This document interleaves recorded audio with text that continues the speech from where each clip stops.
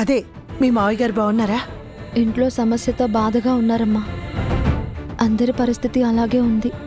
కుటుంబం అన్నాక సమస్యలు వస్తుంటాయి. కాలం అన్నిటినీ సరిచేస్తుంది.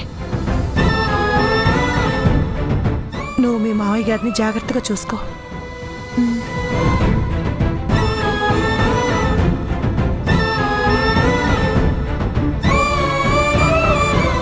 అమ్మా, అమ్మగారేంటి బాధగా మాట్లాడుతున్నారు? ఏమో గంగా, నీతో మాట్లాడతానని ఫోన్ చేయమన్నారు. ఎందుకు చేయమన్నారో, ఎందుకు ఇలా మాట్లాడారో తెలీదు. అవును, ఇంట్లో సమస్యలు అంటున్నావు. ఏం జరిగింది గంగా? నీకు తర్వాత ఫోన్ చేస్తానమ్మా. ఉంటాను.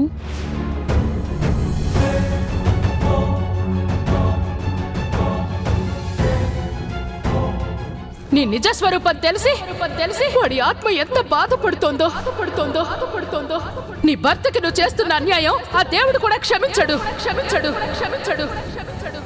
మీరంతా కలిసి నా బానుని ఇప్పుడు చంపేస్తున్నారు.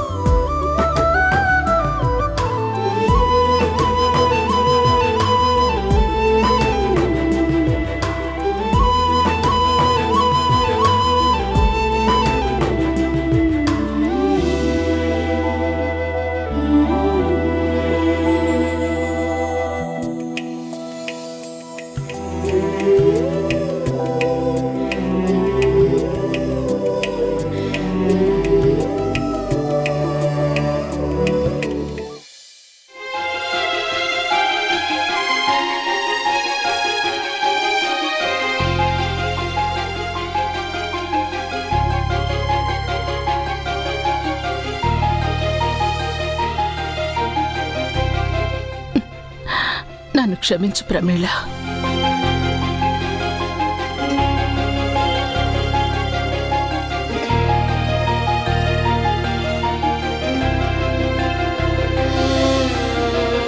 అత్తయ్య గారు, మీరు నాకు క్షమాపణ చెప్పడం ఏంటి? ఆవేశంలో నేను మాట్లాడిన మాటలు నేనెంత బాధ పెట్టుంటాయో నాకు తెలుసు.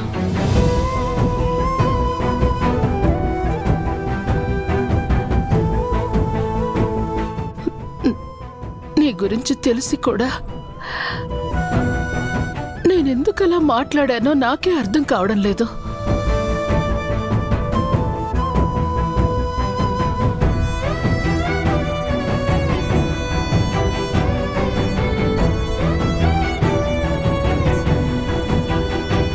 నాకు దెయ్యం పట్టినట్టు అయ్యింది. మీ అమ్మా నాన్నల్ని కూడా అవమానించి పంపించాను.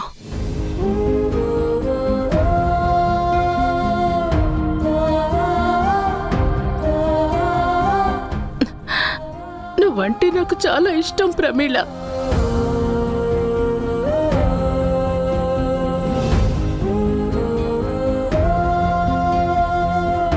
కోడలిగా కంటే నిన్ను నా కూతురుగానే భావిస్తాను.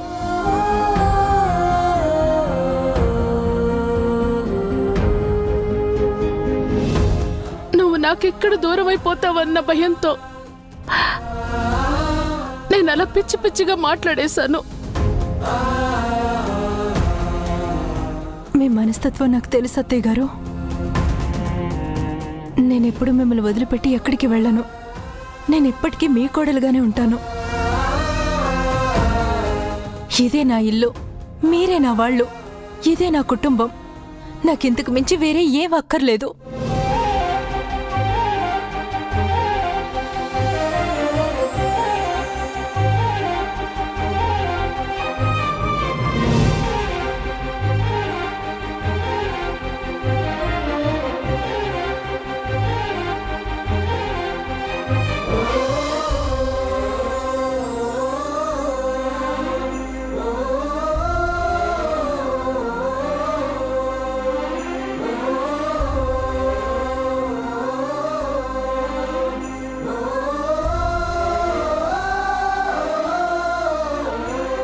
అమ్మయ్యా, ఒక పెద్ద తుఫాను అలా వచ్చి ఇలా వెళ్ళిపోయింది. అవును బావగారు, సిస్టర్ కోపం తగ్గుతుందో లేదో అని ఒక్కటే టెన్షన్.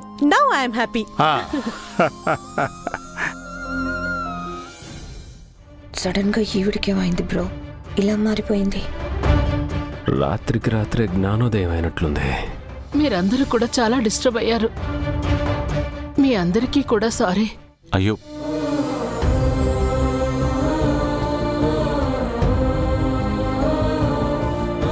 ఇక మీద నా కోపం తగ్గించుకోవడానికి ప్రయత్నిస్తాను. అందరిలో పబ్లిక్గా సారీ చెప్పిన తర్వాత నేను కూడా ఇంతమందిలో నీ మీద చెయ్యి చేసుకున్నందుకు సారీ. ఏంటండి మీరు?